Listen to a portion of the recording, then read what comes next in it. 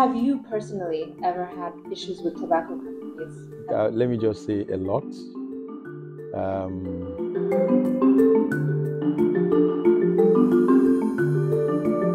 My name is Oluwafemi Matthew Akimbode. I'm based in Lagos.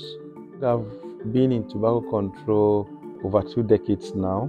I've never liked smoking. As a kid, I grew up in the village. You have to wake up very early in the morning, once a week, to join the bus.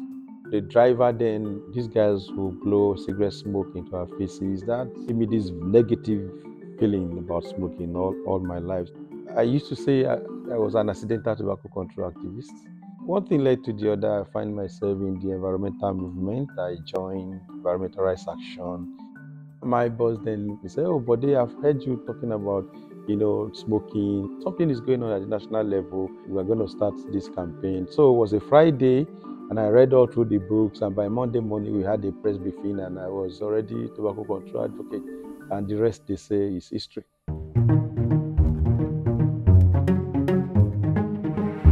As a young activist, I just situated tobacco control itself in the bigger narrative of social injustice. The big company was in Nigeria, selling dangerous products to Nigerians and then repatriating their funds back to Europe. You look at the developed countries versus developing countries in terms of the awareness they have, in terms of their laws, and then their corporations come down to developing countries and marketing to kids and to everybody. So for me, that's some level of injustice. A child anywhere in the world is a child, and each of our children deserves same level of protection from very dangerous and harmful products. Tobacco control it's just a continuation of what I've been doing right from when I was a young activist, calling for good governance, accountability, and social justice.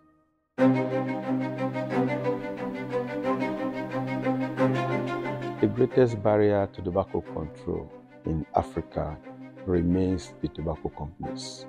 These are global companies, they are multinational companies with lots of dollars to compromise young democracies across the world. But one of the key issues that we have noticed along these years is that they do target our politicians. These companies will stop at nothing in ensuring that laws are not made. There was a time that Nigeria had the draft National Tobacco Control Bill.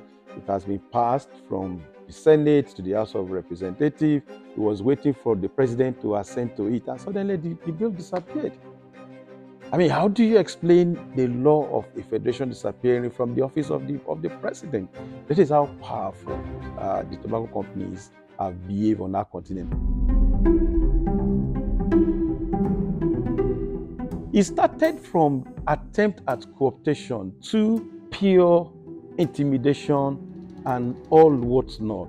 I was granting an interview on a national TV called NTA in Nigeria, owned by government, very large. They pride themselves as the biggest TV network in Africa. And abruptly, the program was stopped. The live program was stopped. And I was like, what happened? And the director said, I just got a call from Abuja that I have to stop. Abuja is the federal capital, the head of government. It got that bad until 2011 that I had a violent attack in my home that led to the death of 3 people. Till tomorrow, that attack has not been resolved.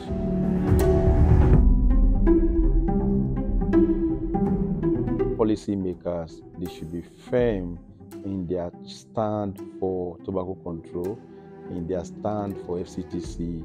They should be firm in not being carried away by the confusions of harm reduction, in rejecting products that in any way we know compromise the health of our people and our population. We should be firm for very strict regulation that will bring smoking rate down, not only in Nigeria, Africa, but around the world.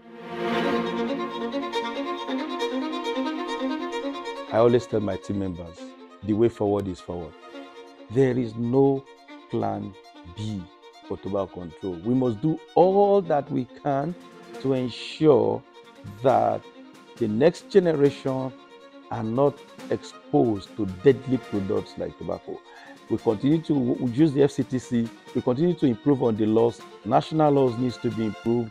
Smoking rate has to come down. There is no plan B to saving the lives of our people. And so that's the motivation.